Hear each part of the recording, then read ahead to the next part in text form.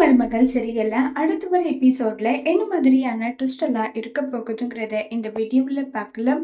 Police ஒரு வயசானவங்க தான் குழந்தைய கடத்திட்டு போயிருக்காங்கிறத கரெக்டா கண்டுபிடிச்சிடுறாங்க.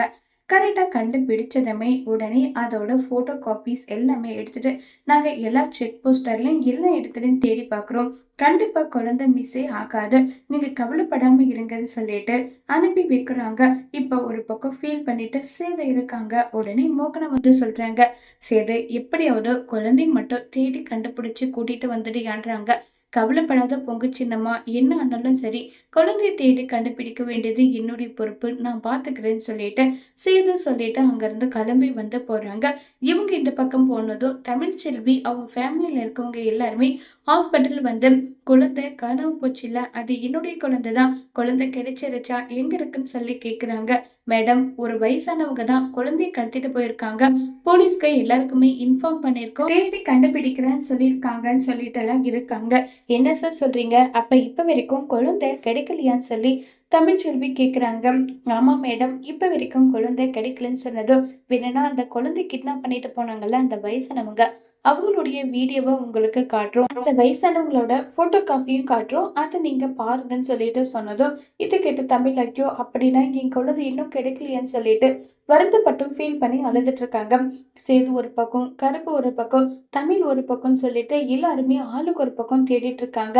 இப்ப தமிழ் என்ன பண்றாங்கன்னா கருப்புக்கு கால் பண்ணி, அண்ணன் எல்லா இடத்துலயும் தேடி பார்த்துட்டீங்களா, குழந்தை கிடைச்சதா இல்லையான்னு சொல்லிட்டு கேக்குறாங்க. தமிழ், நாங்க எல்லா இடத்துலயும் தேடி பார்த்தோமா, குழந்தை எங்குமே கிடைக்கலன்னு சொல்லி பேசிட்டு இருக்காங்க. உடனே சேது என்னமாமா அவதான் போன்லையான்னு சொல்லி கேக்குறாங்க.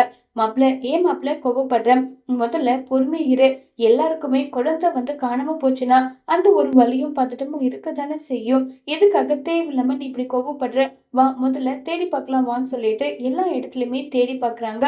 குழந்தை எங்கேயுமே கிடைக்கிறது இல்ல. இப்ப தமிழ் வீட்டுக்கு வரலன்னு சொல்லிட்டு வராங்க. அப்ப பாட்டி கேக்குறாங்க, என்ன தமிழ், குழந்தை கிடைச்சதா சொல்லு தமிழ்னு சொல்லிட்டு கேக்குறாங்க. உடனே தமிழ் குழந்தை கிடைக்கல, பிளான் பண்ணி என்னுடைய குழந்தைய தொலைச்சிட்டாங்க, நான் இதை சும்மா விடவே மாட்டேன், குழந்தை மட்டும் கிடைக்கல என்ன பண்ணுவேன்னு எனக்கே தெரியாது, அந்த பெரிய வீட்டுக்கு போயிட்டு இப்பவே நான் போய் கேட்குறேன்னு சொல்லி தமிழ் ஒரு பக்கம் வருத்தப்பட்டு கேட்டுட்டு இருக்காங்க. உடனே வசந்தி தமிழ், உன் மாமனார் வீட்டு ஆளுங்களோட கேஸ் எடுத்திருக்காங்க, கண்டிப்பா லேஸ்ல விட மாட்டாங்க, கவலைப்படாம இருன்னு சொல்லி ஆறுதல் படுத்திட்டு இருக்காங்க தமிழ. இப்ப ஈஸ்வரிய காட்டுறாங்க. ஈஸ்வரி யோசிச்சுட்டு இருக்காங்க. அப்ப சித்ரா மா மா நான் ஒரு விஷயம் கேட்பேன், ஆனா நீ அதை தப்பா எடுத்துக்க கூடாது, ஏய் என்னடி விஷயம் சொல்லுன்னு சொல்றாங்க.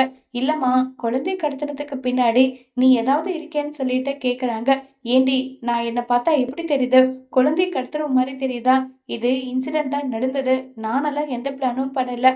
அம்மா, அப்ப குழந்தை கிடைச்சிடுமா?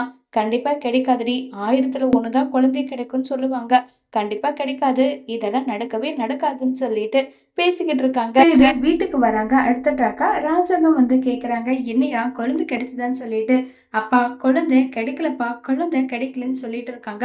உடனே சித்ரா, சரி விடு, சேதுக்கு அந்த குழந்தை பிடிக்காம இருந்தது, குழந்தை காணாம போனதும் நல்லதுக்கு தான் சொல்லி பேசுறாங்க. இதை கேட்டு சேது ரொம்பவே கோபப்படுறாங்க. இப்ப சேது என்ன செய்ய போறாங்கிறத வரப்போற எபிசோட்ல வெயிட் பண்ணி பார்க்கலாம். தேங்க்யூ.